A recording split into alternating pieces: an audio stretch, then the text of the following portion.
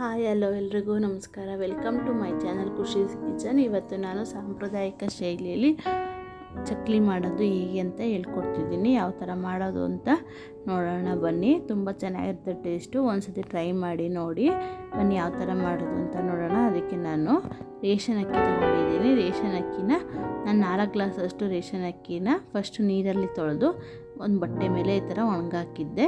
ಈಗ ಇದನ್ನು ತಗೊಂಡು ನಾವು ಬಿಸಿಲಲ್ಲಿ ಒಣಗಾಕಬಾರ್ದು, ಮನೆಯೊಳಗಡೆ ಎರಳಲ್ಲಿ ಒಣಗಾಕಬೇಕು. ನೋಡಿ, ನಾನು ಈ ಗ್ಲಾಸಲ್ಲಿ ತೊಗೊಳ್ತಾ ಇದ್ದೀನಿ. ಇದರಲ್ಲಿ 4 ಗ್ಲಾಸ್ ತೊಗೊಂಡಿದ್ದೀನಿ. ಈಗ ಫಸ್ಟ್ 1 ಗ್ಲಾಸ್ ಹಾಕ್ಕೊಂಡು ಅಕ್ಕಿನ ನೀಟಾಗಿ ಸ್ವಲ್ಪ ಬಿಸಿ ಮಾಡ್ಕೋಬೇಕು ಬೆಚ್ಚಗೆ.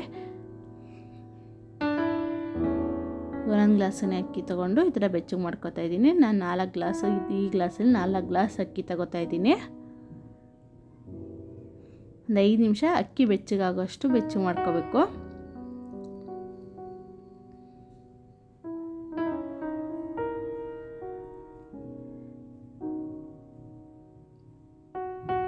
ಈಗ ಇದೇ ಥರನೇ ಉಳಿದಿದ್ದು 3 ಗ್ಲಾಸ್ ಅಕ್ಕಿನೂ ಆ ಥರನೇ ಒಂದು 5 ನಿಮಿಷ ಬೆಚ್ಚಗೆ ಮಾಡ್ಕೊಳ್ಳಿ. ನೋಡಿ, ಈಗ ಬೆಚ್ಚಗೆ ಮಾಡಿಕೊಂಡು ಬೇಸನ್ಗೆ ಹಾಕ್ಕೊಂಡಿದ್ದೀನಿ. 4 ಗ್ಲಾಸ್ ಅಕ್ಕಿ ಬೆಚ್ಚಗೆ ಮಾಡಿಕೊಂಡು ಬೇಸನ್ಗೆ ಹಾಕಿದ್ದೀನಿ. ಈ 4 ಗ್ಲಾಸ್ ಅಕ್ಕಿಗೆ 1 ಗ್ಲಾಸಷ್ಟು ಉದ್ದಿನಬೇಳೆ ತೊಗೊಂಡಿದ್ದೀನಿ. ಉದ್ದಿನಬೇಳೆನ ಸ್ವಲ್ಪ ಗೋಲ್ಡ್ ಕಲರ್ ಬರೋಷ್ಟು ಫ್ರೈ ಮಾಡ್ಕೊಳ್ಳಿ. ಹೀಗಾಗಿದೆ ನೋಡಿ, ಅಕ್ಕಿಗಳೊಳಗಡೆ ಹಾಕ್ತಾಯಿದ್ದೀನಿ. ಈಗ 4 ಗ್ಲಾಸ್ ಅಕ್ಕಿಗೆ 1 ಗ್ಲಾಸ್ ಉದ್ದಿನಬೇಳೆ, ಅರ್ಧ ಗ್ಲಾಸು ಕಡಲೆ ಹಾಕ್ಕೊಳ್ಳಿ. ಕಡಲೆನ ಜಾಸ್ತಿ ಬಿಸಿ ಮಾಡೋದು ಬೇಡ, ಸ್ವಲ್ಪ ಅದು ತಣ್ಣಗಿರುತ್ತಲ್ಲ, ಸ್ವಲ್ಪ ಲೈಟಾಗಿ ಬೆಚ್ಚಗಾದರೆ ಸಾಕು. ಈಗ ಇದಕ್ಕೆ ಒಂದು 10ರಿಂದ 15 ಒಣಮೆಣಸಿನ್ಕಾಯಿ ತೊಗೊಂಡಿದ್ದೀನಿ. ಒಣಮೆಣಸಿನ್ಕಾಯಿನೂ ಸ್ವಲ್ಪ ಬಿಸಿ ಮಾಡಿ ಹಾಕ್ಕೊಳ್ಳೋಣ. ಇಲ್ಲಿ ನೋಡಿ, ಅಕ್ಕಿ, ಕಡಲೆ ಮತ್ತು ಉದ್ದಿನಬೇಳೆ ಎಲ್ಲ ನೀಟಾಗಿ ಮಿಕ್ಸ್ ಮಾಡ್ಕೊಳ್ಳಿ. ಈಗ ಒಣಮೆಣಸಿನ್ಕಾಯಿನೂ ಬಿಸಿಯಾಗಿದೆ. ಇಷ್ಟು ಇದಕ್ಕೆ ಒಣಮೆಣಸು ಅದು ಒಂದು 10ರಿಂದ 15 ಹಾಕ್ಕೊಳ್ಳಿ. ನಿಮಗೆ ಖಾರಕ್ಕೆ ಅನುಗುಣವಾಗಿ ಒಣಮೆಣಸಿನ್ಕಾಯಿ ಮತ್ತು ಮೆಣಸನ್ನ ಹಾಕ್ಕೋಬೋದು. ನೋಡಿ, ಈಗೆಲ್ಲನೂ ಅಕ್ಕಿ ಒಳಗಡೆ ಹಾಕ್ಕೊಂಡು ನೀಟಾಗಿ ಮಿಕ್ಸ್ ಮಾಡ್ಕೊತಾ ಇದ್ದೀನಿ. ಇದು ನಮ್ಮ ಕಡೆ ಹಳ್ಳಿ ಸ್ಟೈಲಲ್ಲಿ ಸಾಂಪ್ರದಾಯಿಕವಾಗಿ ಹಸಿಟ್ಟು ಮಾಡಿ ಚಕ್ಲಿ ಮಾಡುವ ರೀತಿ. ಈಗ ಇದು ನಾನು ಮಿಲ್ಲಿಗೆ ಕೊಟ್ಟು ಕಳಿಸ್ತೀನಿ. ಈಗ ಇದು ಹಸಿಟ್ಟು ರೆಡಿಯಾಗಿದೆ. ಈಗ ಇದನ್ನು ಒಂದು ರೌಂಡ್ ನೀಟಾಗಿ ಮಿಕ್ಸ್ ಮಾಡ್ಕೊಳ್ಳಿ. ಯಾಕೆಂದರೆ ಮಿಲ್ಲಲ್ಲಿ ಕೆಳಗೆ ಮೇಲೆ ಆಗಿರುತ್ತೆ, ಅದ್ರ ಬದಲು ನೀಟಾಗಿ ಚೆನ್ನಾಗಿ ಮಿಕ್ಸ್ ಮಾಡ್ಕೊಳ್ಳಿ. ಈ ಕಡೆ ಒಂದು ಬಾಣಲಿಗೆ ಇಟ್ಕೊಂಡು ಇನ್ನೊಂದು ಬಾಣಲಿಗೆ ನೀರು ಕಾಯಕ್ಕೆ ಇಡ್ತಾಯಿದ್ದೀನಿ. ಒಂದು ಬಾಣಲಿಗೆ ಎಣ್ಣೆ ಕಾಯಕ್ಕೆ ಇಡ್ತಾಯಿದ್ದೀನಿ. ನಾವು ಎಣ್ಣೆ ಕಾಯೋಷ್ಟರಲ್ಲಿ ಹಿಟ್ಟನ್ನ ರೆಡಿ ಮಾಡ್ಕೊಳ್ಳೋಣ. ಈಗ ಆ ಹಿಟ್ಟಿಗೆ 2 ಟೇಬಲ್ ಸ್ಪೂನಷ್ಟು ಜೀರಿಗೆ, 1-2 ಟೇಬಲ್ ಸ್ಪೂನಷ್ಟು ಕಪ್ಪು ಎಳ್ಳು ತೊಗೊಂಡಿದ್ದೀನಿ.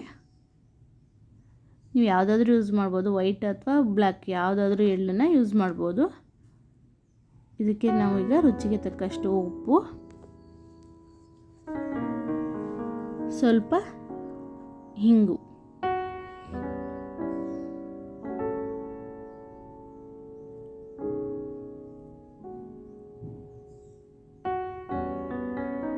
ಈಗೆಲ್ಲ ನೀಟಾಗಿ ಒಂದು ಸತಿ ಮಿಕ್ಸ್ ಮಾಡ್ಕೊಳ್ಳೋಣ.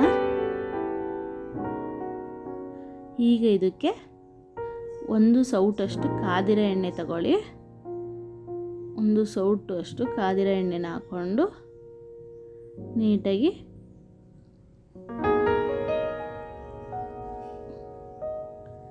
ಮಿಕ್ಸ್ ಮಾಡ್ಕೊಳ್ಳಿ.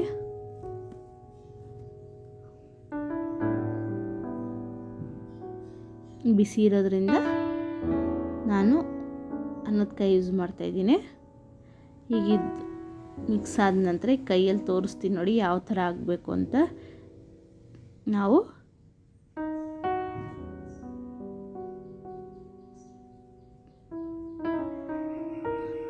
ಐದು ನಿಮಿಷ ಮಿಕ್ಸ್ ಆದ ನಂತರ ಈಗ ತೋರಿಸ್ತೀನಿ ಯಾವ ಥರ ಕೈಯಲ್ಲಿ ನಾವು ಇಟ್ಟಿಟ್ಕೊಂಡ್ರೆ ಈ ಥರ ಗಟ್ಟಿಯಾಗಿ ಉಳಿಬೇಕು. ಆ ಥರ ಮಿಕ್ಸ್ ಮಾಡ್ಕೋಬೇಕು. ಎಣ್ಣೆ ಎಲ್ಲ ಹಿಟ್ಟಿಗೂ ಎಣ್ಣೆ ಸ್ಪ್ರೆಡ್ ಆಗೋ ಥರ ಇರಬೇಕು.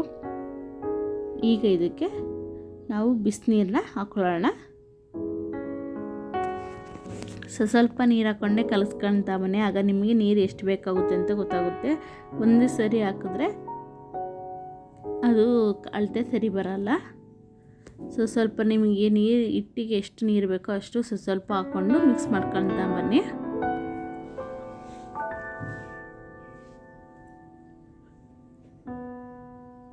ನಾನು ಸ್ವಲ್ಪನೇ ಹಾಕ್ಕೊಂಡು ಮಿಕ್ಸ್ ಮಾಡ್ತಾಯಿದ್ದೀನಿ. ಮತ್ತು ಕೈಯಲ್ಲೂ ಮಿಕ್ಸ್ ಮಾಡೋಕ್ಕಾಗಲ್ಲ, ಏಕೆಂದರೆ ತುಂಬ ಸುಡ್ತಾ ಇರುತ್ತೆ ನೀರು. ಹಿಟ್ಟು ಬಿಸಿ ಇದ್ದು ಮಾಡೋಕ್ಕಾಗಲ್ಲ. ಎಲ್ಲ ಫಸ್ಟ್ ನೀರೆಲ್ಲ ಹಾಕ್ಕೊಂಡು ಮಿಕ್ಸ್ ಮಾಡಿದ ನಂತರ ಆಮೇಲೆ ಕೈಯಿಂದ ಮಿಕ್ಸ್ ಮಾಡ್ಕೊಳ್ಳೋಣ. ನೀಟಾಗಿ ಮಿಕ್ಸ್ ಮಾಡ್ಕೊತಾ ಇದ್ದೀನಿ.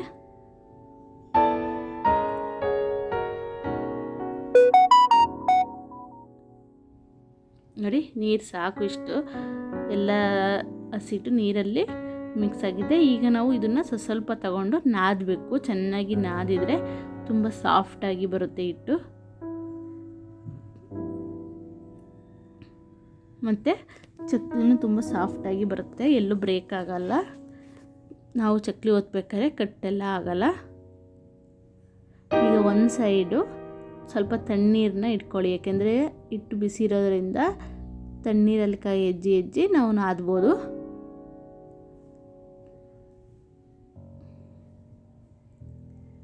ನೀಟಾಗಿ ಒಂದು 5 ನಿಮಿಷ ಚೆನ್ನಾಗಿ ನಾದ್ಕೊಳ್ಳಿ. ಸ್ವಲ್ಪ ಬಿಸಿ ಸುಡ್ತಾ ಇರುತ್ತೆ, ಸ್ವಲ್ಪ ತಣ್ಣೀರಲ್ಲಿ ಹೆಚ್ಕೊಂಡು ನಾದಬೇಕು. ಮತ್ತು ಉಳಿದಿರೋ ಹಿಟ್ಟಿಗೆ ಪ್ಲೇಟ್ ಮುಚ್ಚಿಟ್ಟಿರಬೇಕು, ಏಕೆಂದರೆ ಬಿಸಿ ಹೋಗಬಾರ್ದು. ಬಿಸಿಯಲ್ಲೇ ಹಿಟ್ಟು ತಣ್ಣಗಾಗ್ಬಿಟ್ರೆ ಚಕ್ಲಿ ಅಷ್ಟು ಚೆನ್ನಾಗಿ ಬರಲ್ಲ. ಬಿಸಿ ಹೋಗ್ದಾಗೆ ಪ್ಲೇಟ್ ಮುಚ್ಕೊಂಡಿರಬೇಕು. ನೋಡಿ, ನಾನು ಈಗ ಚೆನ್ನಾಗಿ ನಾದ್ಕೊಂಡಿದ್ದೀನಿ. ಈಗೆಲ್ಲ ಹಿಟ್ಟನ್ನು ತಗೊಂಡು ನಾದ್ಕೊತಾ ಇದ್ದೀನಿ. ಅಂದರೆ ನೀಟಾಗಿ ಎಲ್ಲನೂ ಮಿಕ್ಸ್ ಆಗಬೇಕು ಫಸ್ಟು, ಆಮೇಲೆ ಸ್ವಲ್ಪ ತಗೊಂಡು ನಾದ್ಕೊಂಡು ಚಕ್ಲಿ ಒಳಗೆ ಹಾಕ್ಕೊಳ್ಳೋಣ.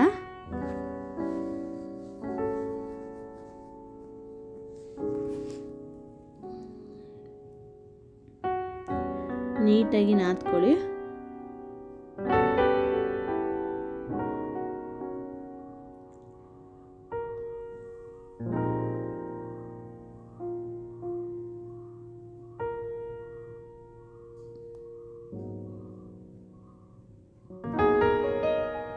ಈಗ ಸ್ವಲ್ಪನೇ ತಗೊಂಡು ನಾದ್ಕೊತಾ ಇದ್ದೀನಿ.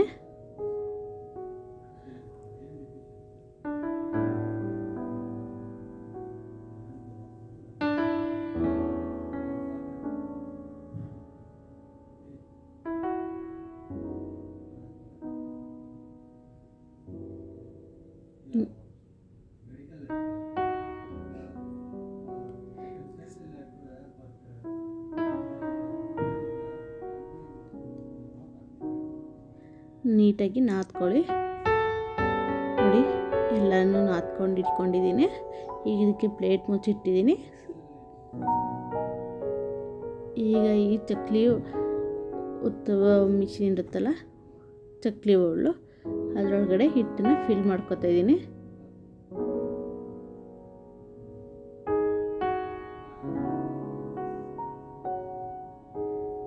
ಈಗ ನೋಡಿ ಚಕ್ಲಿ ಯಾವ ಥರ ಬರ್ತದೆ, ಸ್ವಲ್ಪನೂ ಬ್ರೇಕ್ ಆಗ್ತಾಯಿಲ್ಲ, ತುಂಬ ಚೆನ್ನಾಗಿ. ಒಂದೇ ಸತಿ ನಾನು ಹಿಟ್ಟನ್ನು ಬಿಟ್ಕೊತಾ ಇದ್ದೀನಿ.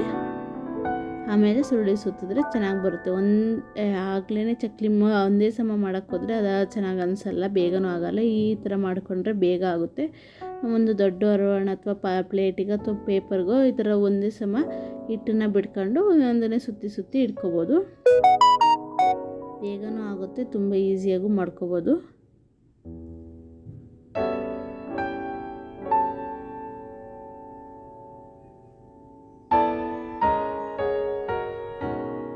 ಎಲ್ಲ ಹಿಟ್ಟನ್ನು ಆ ಥರನೇ ಬಿಟ್ಕೊಂಡು ನೀಟಾಗಿ ಸುರುಳಿ ಸುತ್ತಿ ಇಡ್ತಿದ್ದೀನಿ. ನೋಡಿ ಎಷ್ಟು ಚೆನ್ನಾಗಿ ಬರ್ತಿದೆ ಚಕ್ಲಿ. ನಾನು ತೋರಿಸಿರೋ ಅಳತೆಯಲ್ಲಿ ಮಾಡಿ ನೋಡಿ, ತುಂಬ ಚೆನ್ನಾಗಿ ಬರುತ್ತೆ. ಟೇಸ್ಟು ತುಂಬ ಚೆನ್ನಾಗಿರುತ್ತೆ.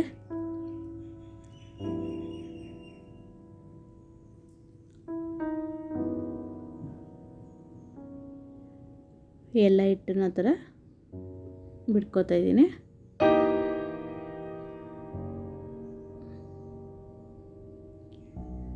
ಎಣ್ಣೆನೂ ಜಾಸ್ತಿ ಕುಡಿಯಲ್ಲ, ಅಷ್ಟು ನೀಟಾಗಿ ಬರುತ್ತೆ ಚಕ್ಲಿ.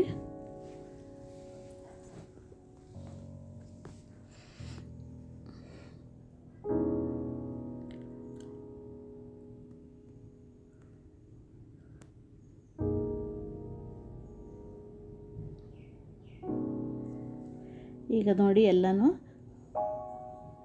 ಫುಲ್ ಒಂದು ಪ್ಲೇಟಷ್ಟು ಬಿಟ್ಕೊಂಡು ಈಗ ಎಣ್ಣೆಗೆ ಬಿಸಿ ಇಟ್ಕೊಂಡಿದ್ದೀನಿ. ಈಗ ನೋಡಿ ಯಾವ ಥರ ಬಂದಿದೆ ಅಂತ ತೋರಿಸ್ತಿದ್ದೀನಿ. ಈಗ ಒಂದೊಂದನೇ ಎಣ್ಣೆಲೆ ಹಾಕೊಳ್ಳೋಣ. ನೋಡಿ ಎಣ್ಣೆಲಿ ಹಾಕಿದ್ರೂ ಸ್ವಲ್ಪನೂ ಬ್ರೇಕ್ ಆಗಲಿಲ್ಲ. ಎಷ್ಟು ನೀಟಾಗಿ ಎಷ್ಟು ಕ್ರಿಸ್ಪಿಯಾಗಿ ಚೆನ್ನಾಗಿ ಬಂದಿದೆ ಅಂತ ನೀವೇ ನೋಡ್ತಾ ಇದ್ದೀರಾ. ಸ್ವಲ್ಪ ಗೋಲ್ಡನ್ ಕಲರ್ ಬರೋವರೆಗೂ ಫ್ರೈ ಮಾಡ್ಕೊಳ್ಳಿ. ಏಕೆಂದರೆ ಸ್ವಲ್ಪ ಗೋಲ್ಡನ್ ಕಲರ್ ಫ್ರೈ ಆದರೆ ಒಂದು 10-15 ದಿವಸ ಇಟ್ಕೋಬೋದು. ಇಟ್ಕೊಂಡು ತಿಂದ್ರೂ ಗಟ್ಟಿಯಾಗಿರುತ್ತೆ, ಚೆನ್ನಾಗಿರುತ್ತೆ ಕ್ರಿಸ್ಪಿಯಾಗಿ. ನೋಡಿ ಕ್ರಿಸ್ಪಿಯಾದ ಚಕ್ಲಿ ರೆಡಿಯಾಗಿದೆ. ಒಂದ್ಸತಿ ಟ್ರೈ ಮಾಡಿ ನೋಡಿ. ಇನ್ನೂ ಯಾರು ನನ್ನ ಚಾನಲ್ನ ಸಬ್ಸ್ಕ್ರೈಬ್ ಮಾಡಿಲ್ಲ ಅಂದರೆ ಪ್ಲೀಸ್ ಸಬ್ಸ್ಕ್ರೈಬ್ ಮಾಡಿ, ಲೈಕ್ ಮಾಡಿ, ಶೇರ್ ಮಾಡಿ, ಕಮೆಂಟ್ ಮಾಡಿ ಹಾಗೂ ಬೆಲ್ ಐಕಾನ್ನ ಕ್ಲಿಕ್ ಮಾಡಿ. Thank you.